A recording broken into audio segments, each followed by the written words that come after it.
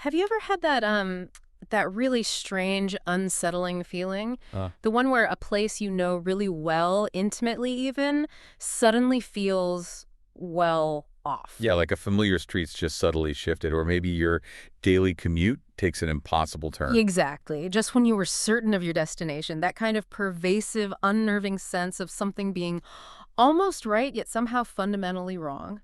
That's really at the heart of the mystery we're exploring today. Hmm. Welcome to the Urban Herald.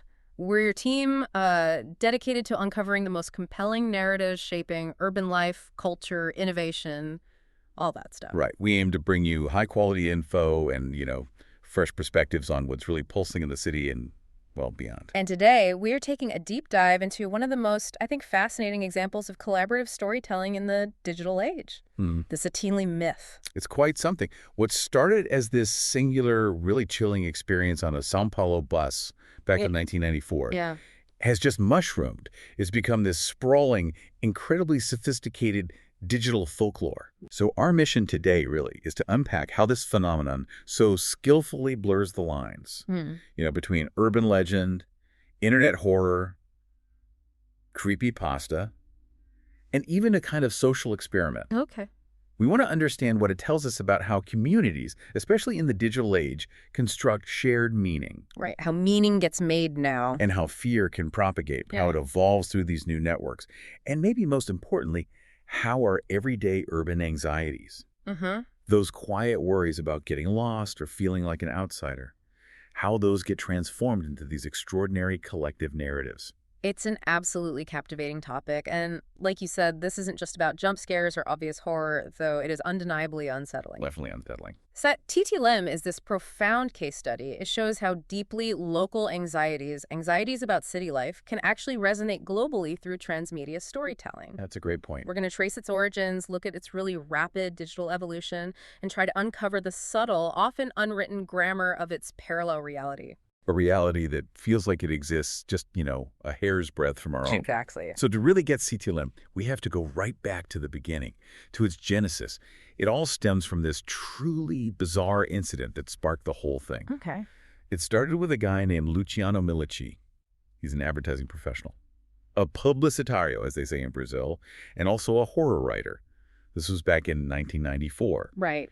He was on what seemed like a totally ordinary bus ride in São Paulo, just coming back from university, when things got weird. Yeah, the details in the source material on this are really striking. I mean, imagine this.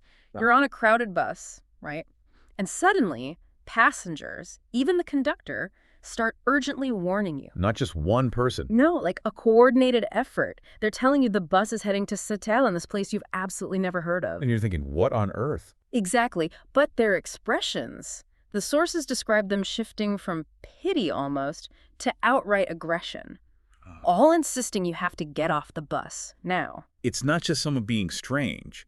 It's this coordinated, almost hypnotic behavior from a whole busload of strangers. Chilling. It really is. It's that collective, almost hive mind consensus that's so deeply unsettling. It conveys this sense of shared, maybe forbidden knowledge that the protagonist, Milici in this case, is totally excluded from. And when he finally sort of instinctively jumped off, Yeah. he watched, apparently in disbelief, as the bus just veered down this narrow street, a street where buses simply couldn't operate, an impossible turn before it just vanished into the city sprawl. Wow. And this wasn't just some quirky personal story he told at parties.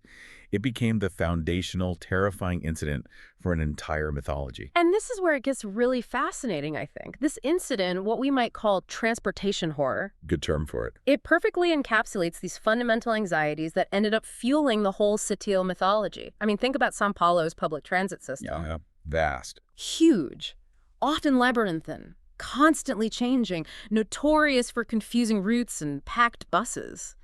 It's the perfect fertile ground, isn't it, for a story about getting lost? Absolutely.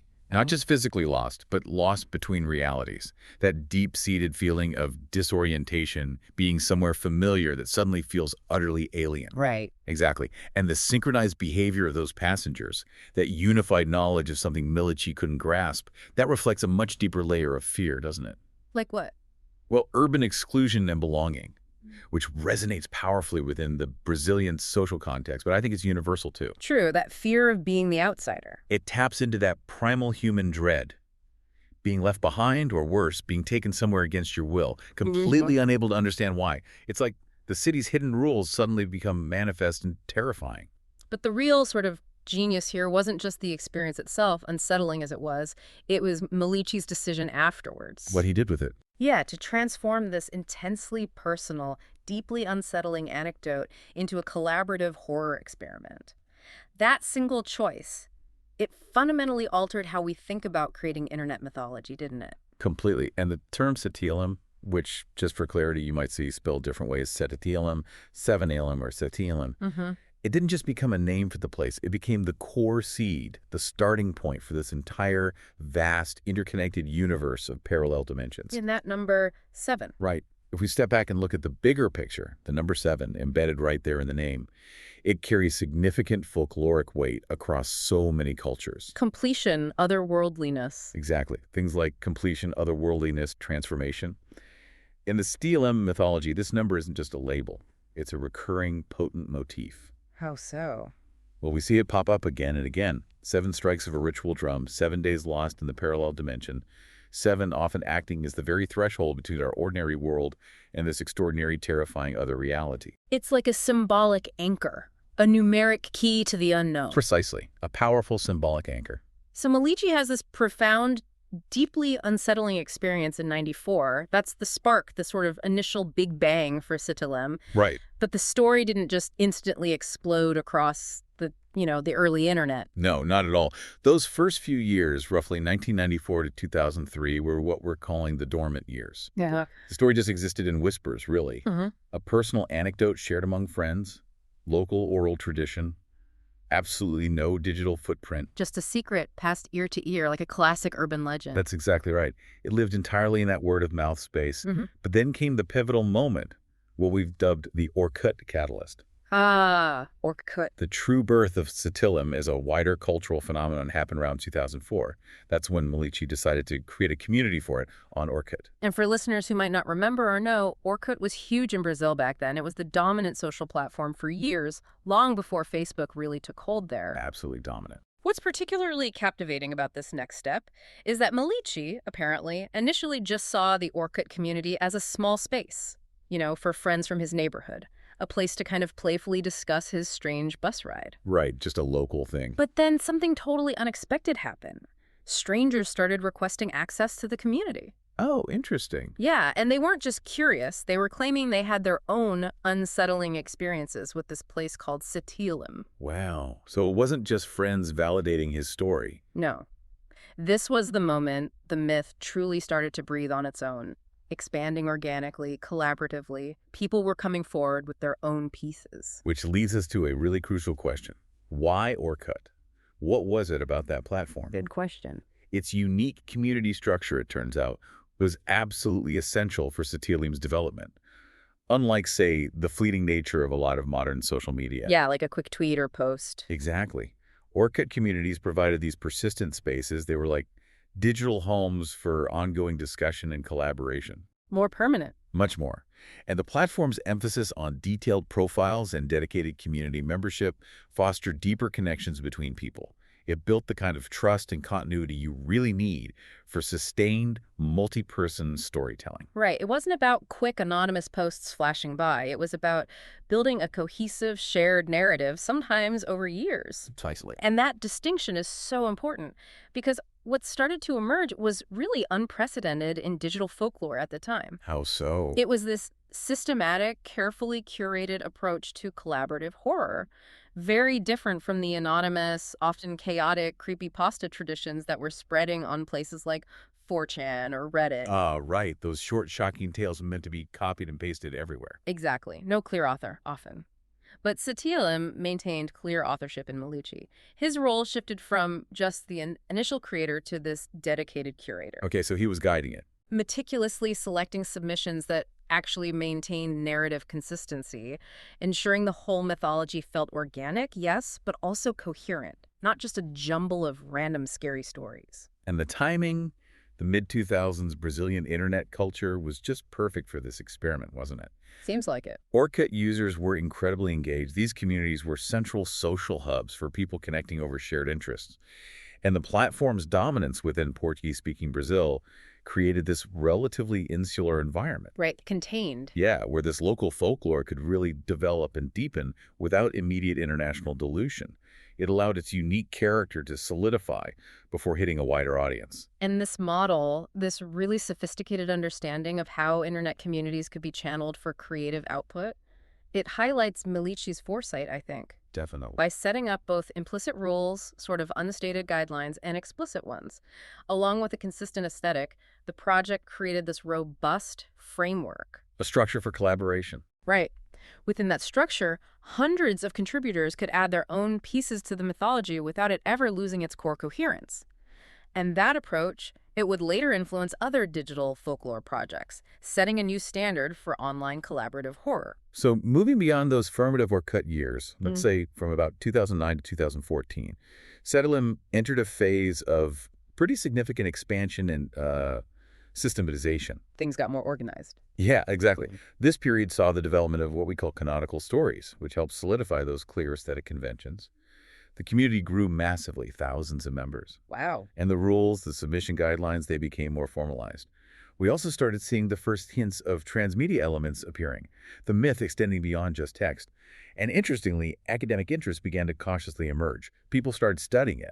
And then the next phase, maybe 2015 to 2020, that saw this crucial period of platform migration and further evolution. Right? Regularly. Yeah. As Orkut started to fade, the community successfully transitioned, primarily to Facebook, but also other platforms. Right. And this is when YouTube channels and podcasts dedicated to Setealém really started popping up, adding new immersive dimensions to the storytelling. Bringing it to life in different ways. Exactly. The first book publications appeared, translating the digital into print.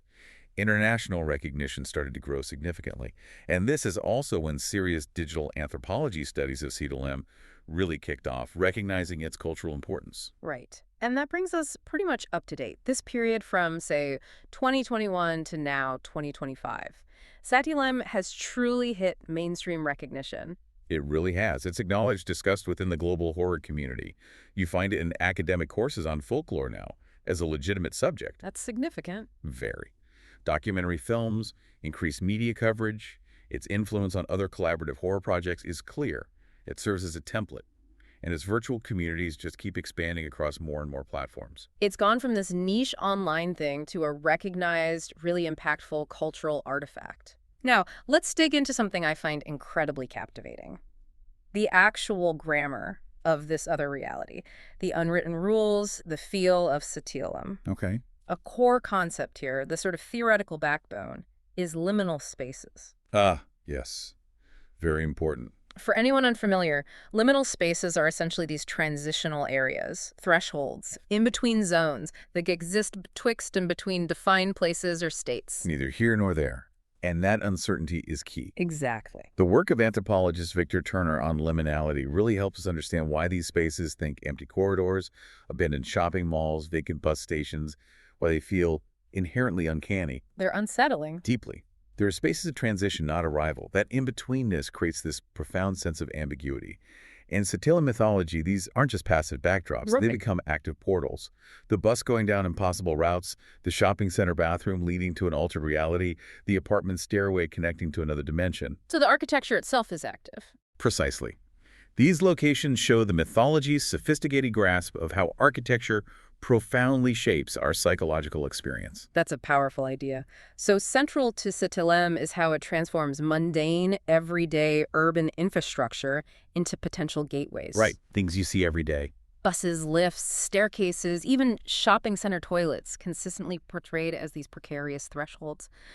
This focus on the architecture of daily life, it reflects these deep-seated anxieties about living in a city, doesn't it? It really does, where a single wrong turn, an unwitting misstep in navigation, can genuinely lead to danger or profound disorientation.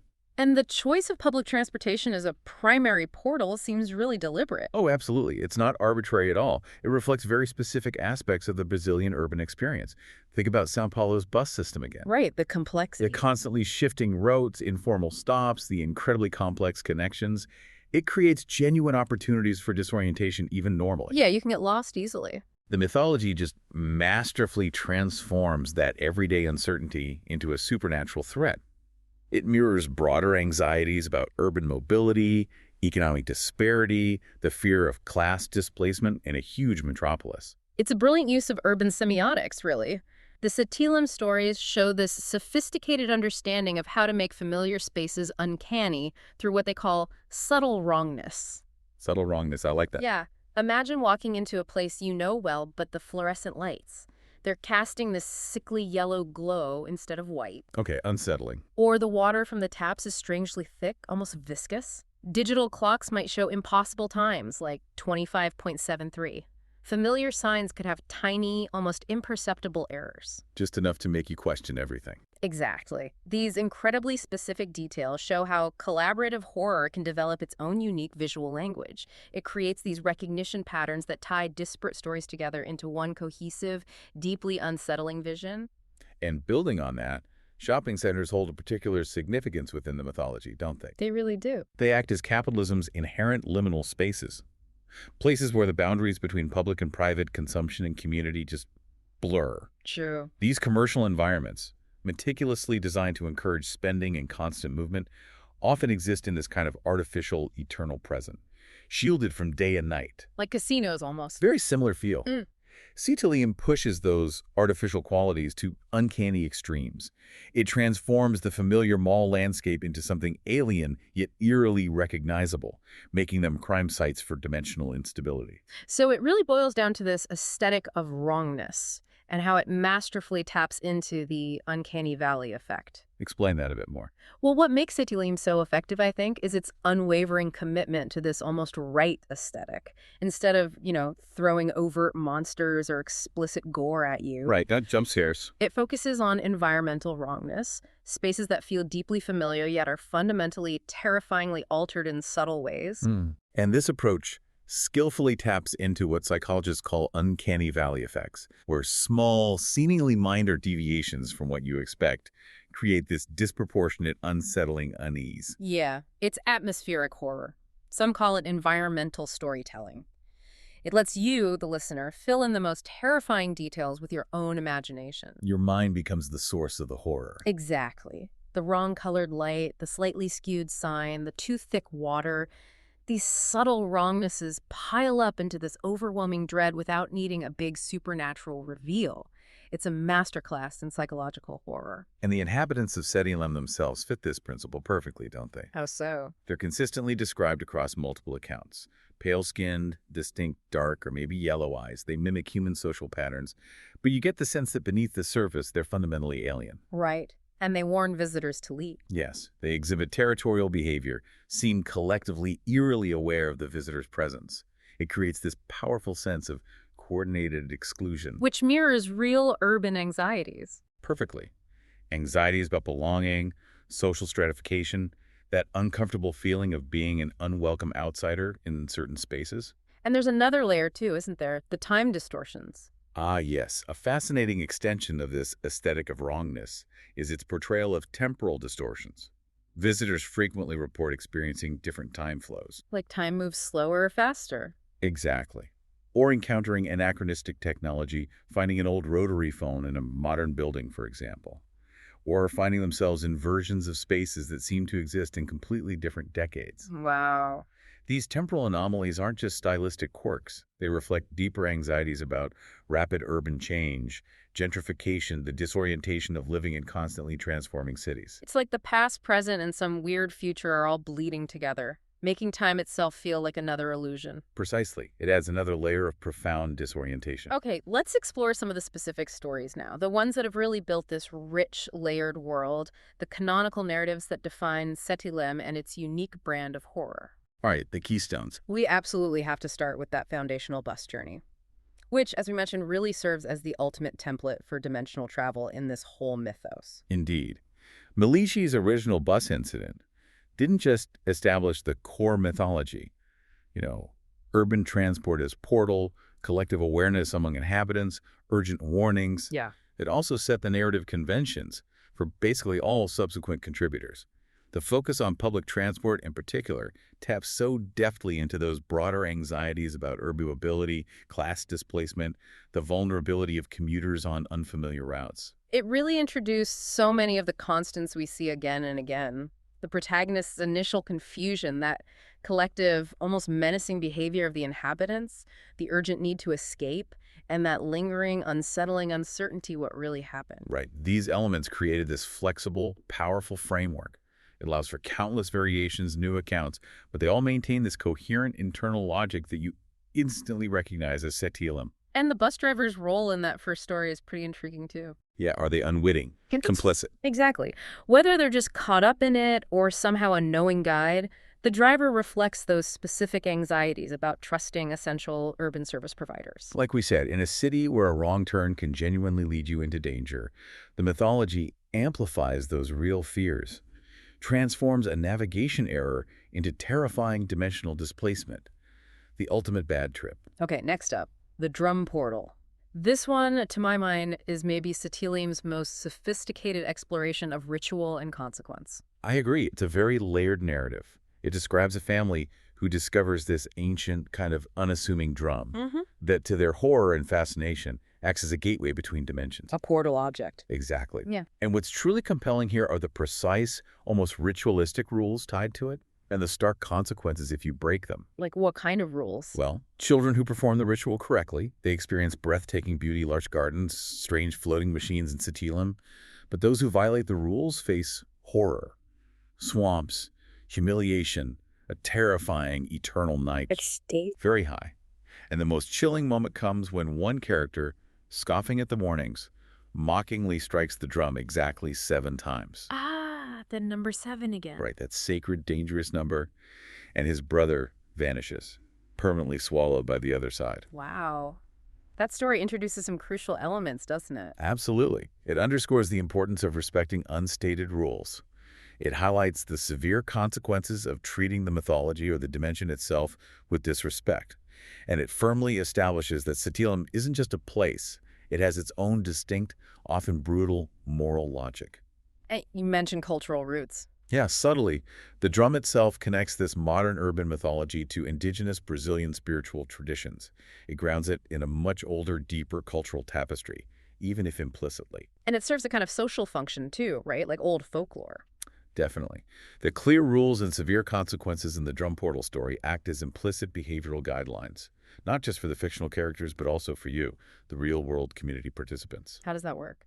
Well, if you submit a story where a character disrespects the mythology's internal logic, that character often faces narrative punishment within the curated canon.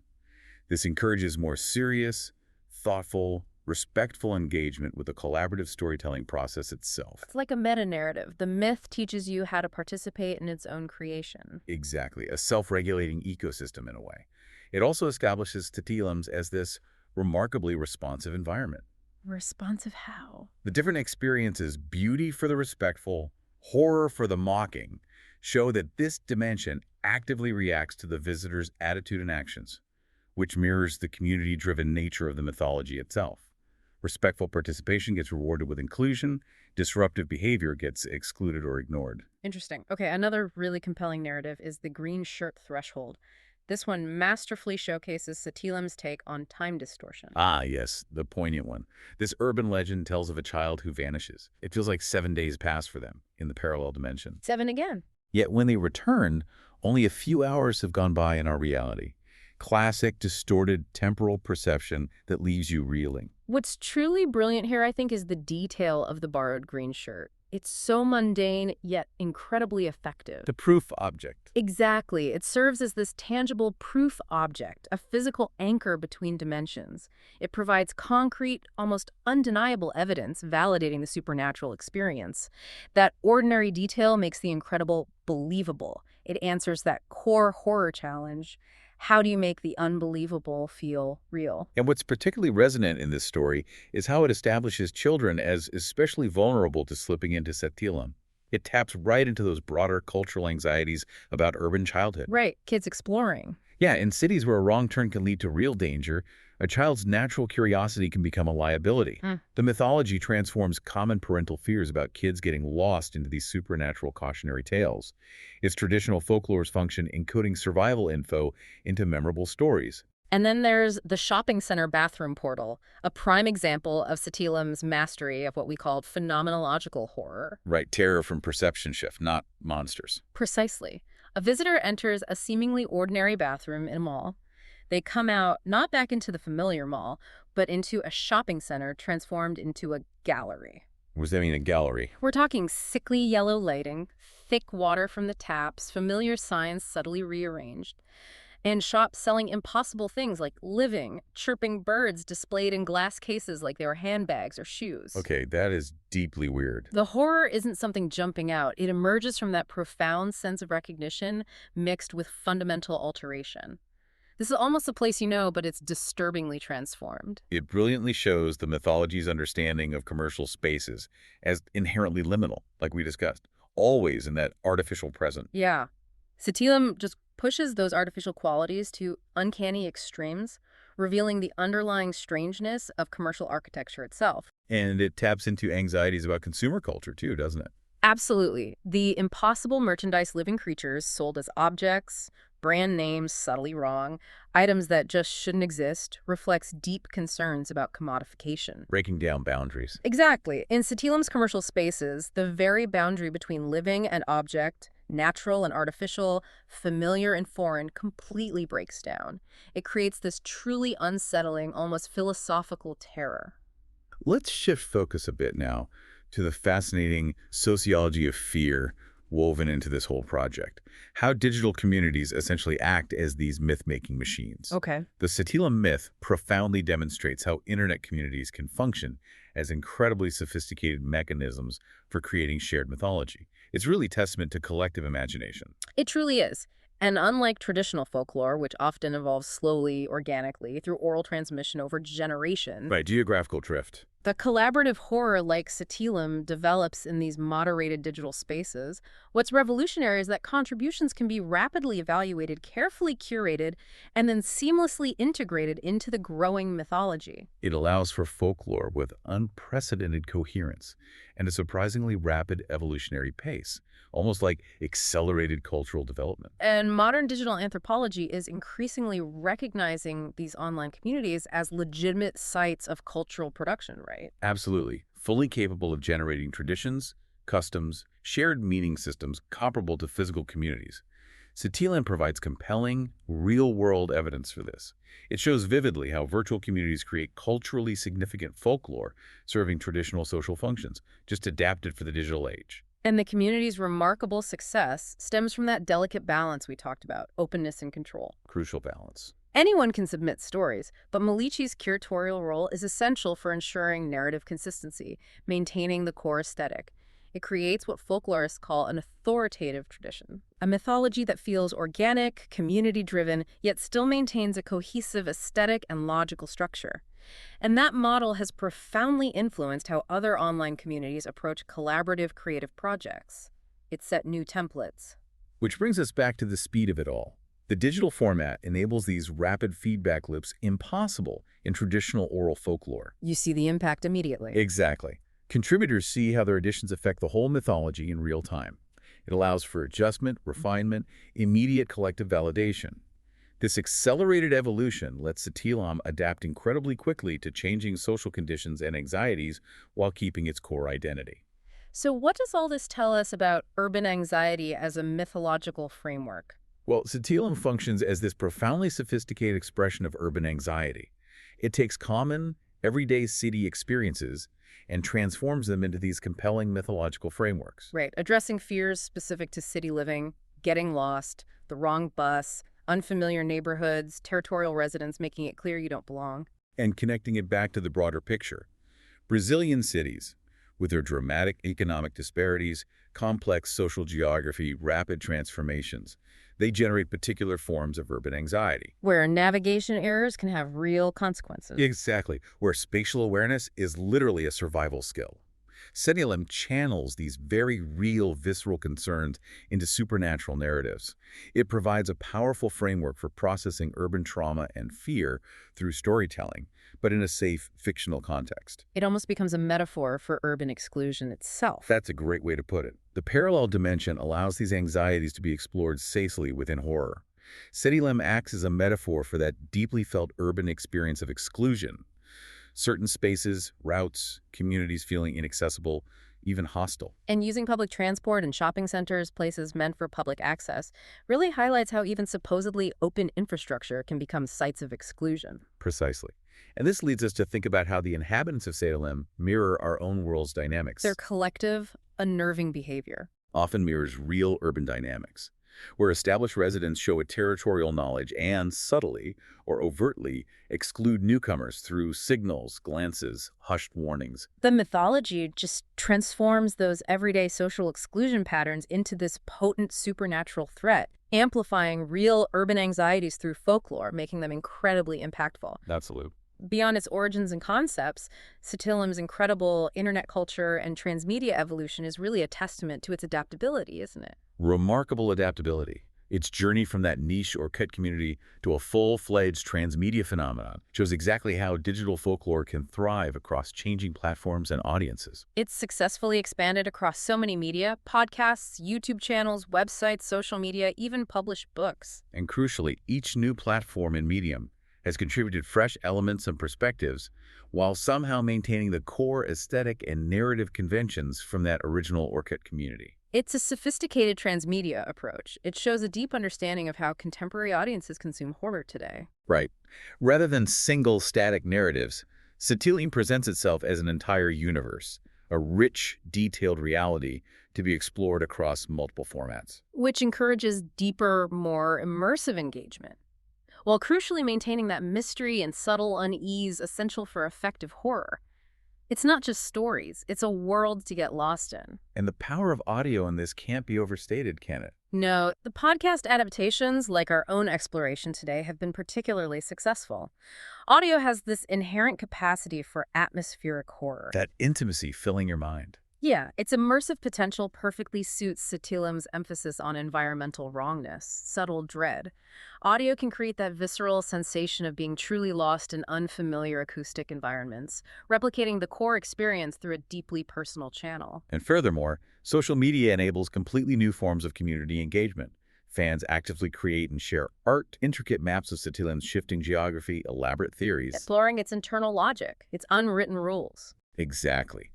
These incredibly rich, user-generated extensions show the mythology's remarkable capacity to inspire creative engagement far beyond simple consumption. It fosters active, collaborative participation in the storytelling itself. Okay, let's shift focus slightly to the intriguing mechanics of belief.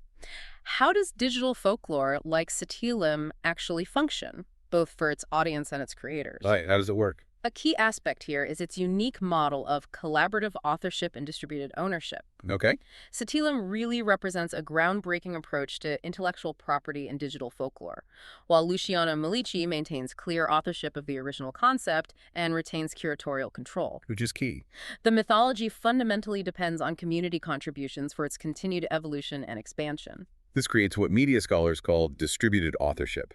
Creative ownership is essentially spread across a community, but crucially, while still maintaining editorial coherence and a consistent vision. And this approach clearly distinguishes Setealém's collaborative horror from, say, anonymous creepypasta traditions on Reddit or 4chan. How so? By maintaining authorial attribution and that clear curatorial hand, while still fiercely encouraging participation, the mythology fosters accountability and quality control, often missing in purely anonymous folk traditions. Right.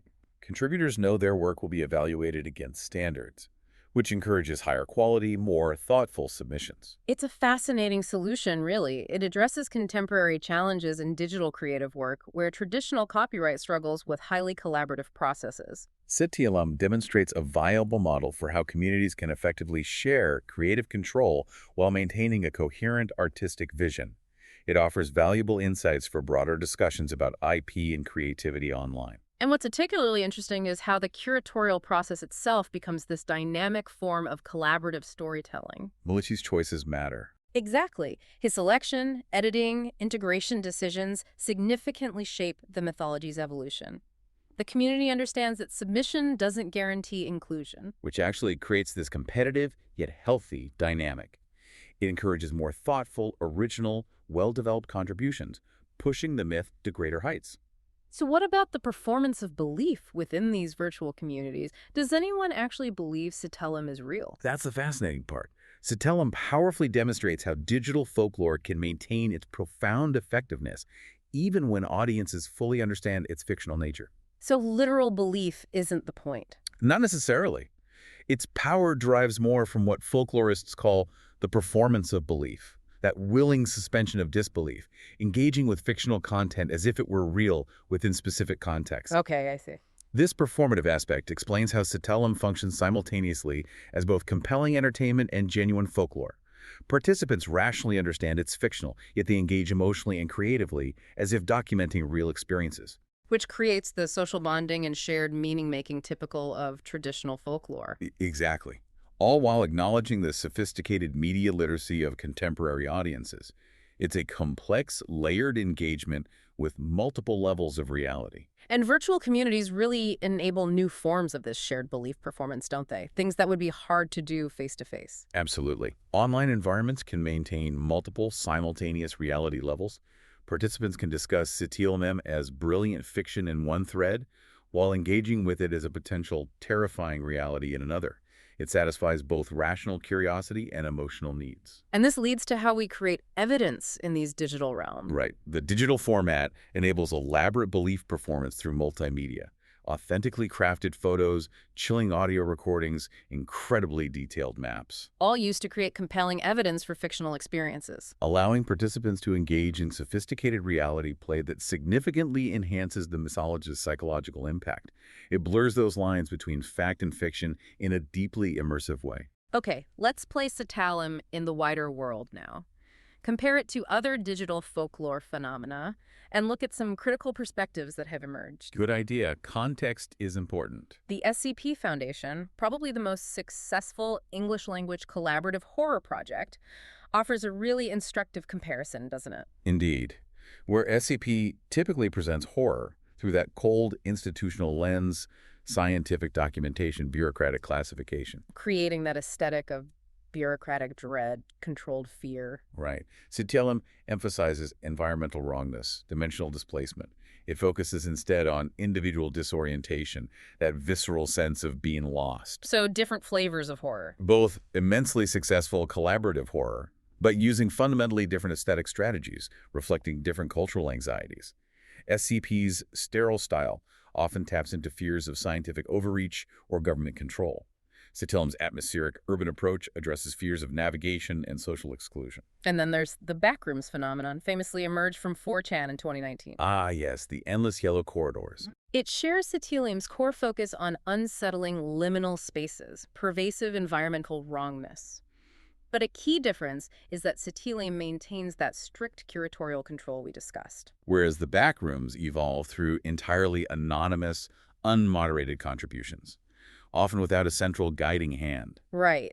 And that comparison really illustrates different approaches to managing collaborative horror growth, doesn't it? Definitely.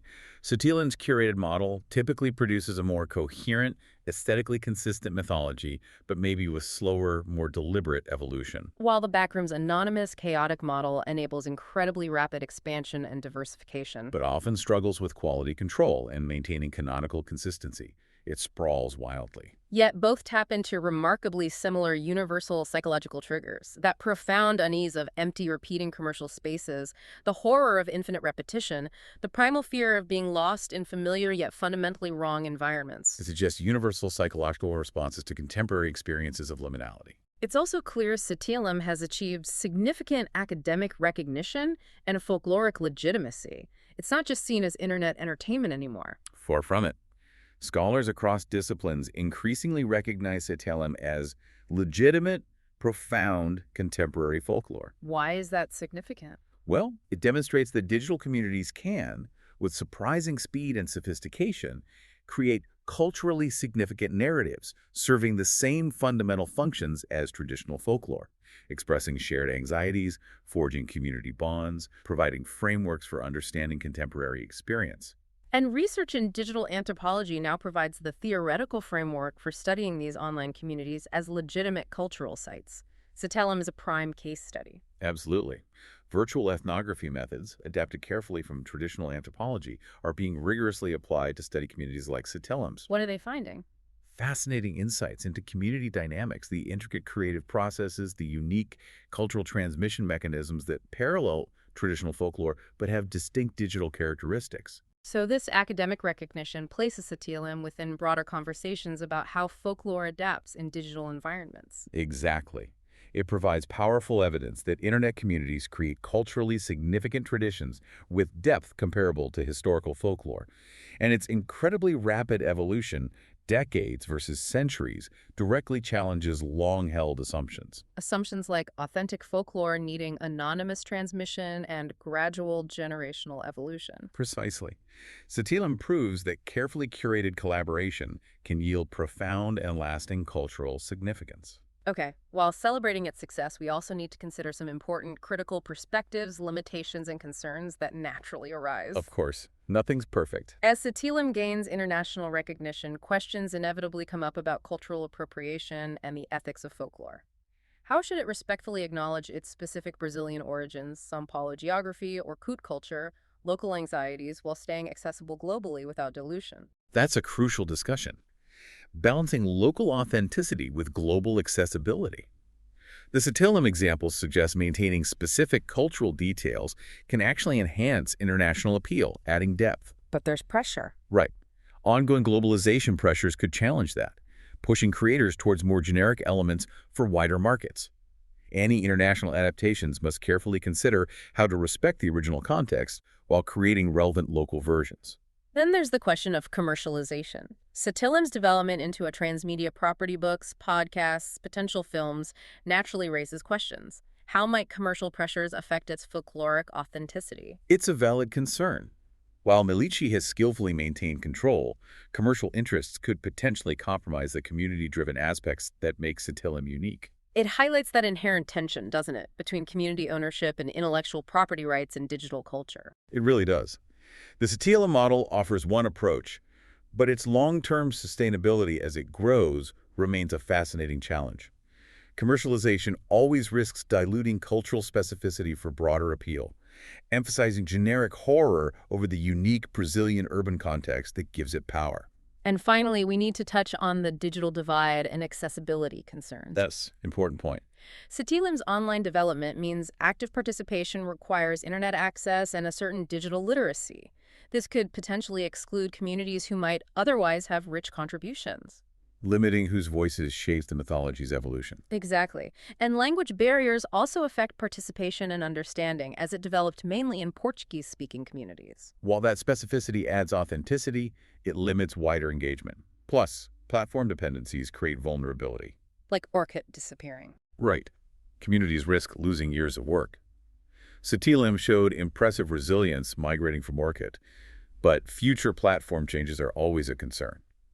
It also raises questions about embracing diverse participation beyond just written stories, including oral traditions, visual art, etc. Looking ahead, then, the future of collaborative mythology seems likely to be as dynamic and unpredictable as Setealém itself. Definitely. We're facing constant platform evolution and narrative adaptation. Setealém faces ongoing challenges with new platforms like short-form video on TikTok demanding quick visual engagement. But its established aesthetic, adaptable structure, and dedicated community suggest a strong capacity for continued adaptation, I think. And what about emerging technologies? Ah, the exciting stuff. Virtual reality, augmented reality. They offer entirely new possibilities for incredibly immersive Setealém experiences, potentially allowing direct sensory exploration of the parallel dimension. But there are risks there too, right? Absolutely. Careful, thoughtful implementation is crucial to maintain the subtle mystery and unease essential to his horror. How do you make it more real without losing the psychological impact of the unseen, the imagined? Good question. And then there's the looming presence of AI tools. The big one. Artificial intelligence for content creation presents both unprecedented opportunities and significant challenges for collaborative folklore. How so? Well, AI could enable incredible new forms of story generation, world building, even character development. But maintaining the distinctly human, community-driven aspect that makes Setealém culturally significant. That requires thoughtful, nuanced integration, finding the balance between automation and organic human collaboration. And looking at the broader implications, Setealém's influence on digital horror creation is already pretty profound, isn't it? Far-reaching, I'd say. Its pioneering model proving sustained, high-quality collaborative horror is possible, with that balanced control participation approach has influenced creators worldwide. It's become a blueprint. And its emphasis on atmospheric terror, that slow burn of unease over explicit violence, offers a sustainable and deeply impactful alternative to shock-based horror trends. Right. The focus on environmental wrongness and psychological unease creates a lasting, insidious impact without relying on graphic content that might date quickly or become problematic. It's a sophisticated, enduring fear that stays with you. So we've explored Setealém today as this profound, unsettling mirror, reflecting contemporary anxieties about urban living, digital communities, the very fabric of reality itself. It really stands as a powerful testament to how online communities can and do create culturally significant folklore, serving all those traditional functions of ancient myths, expressing fears, building bonds, making meaning, all while adapting and thriving in our digital age. It's truly remarkable. This project demonstrates with undeniable clarity that enduring human need for shared narratives, a constant fundamental drive that persists even as our platforms for telling stories evolve at breakneck speed. Setealém is genuinely more than just a creepypasta. It's a new, sophisticated, incredibly compelling model for collaborative mythology in the 21st century. And Setealém reminds us, doesn't it, that in our increasingly complex cities where the digital and physical blur into one experience, we are all navigating a landscape that can, at any moment, feel just a little too familiar, yet fundamentally altered in a way we can't quite pinpoint. It makes you wonder. The next time your bus takes an unexpected turn, or you find yourself in a shopping center that feels subtly, disturbingly off, are you still in this reality? Or have you, perhaps? Just missed your stop for Setealém. Ooh, chilling thought to end on. Thank you for joining us on this deep dive into the fascinating and, yes, unsettling world of digital folklore. This has been the Urban Herald. We truly hope this exploration gives you something profoundly unsettling to ponder as you navigate your own urban maze. Stay curious and perhaps just a little vigilant.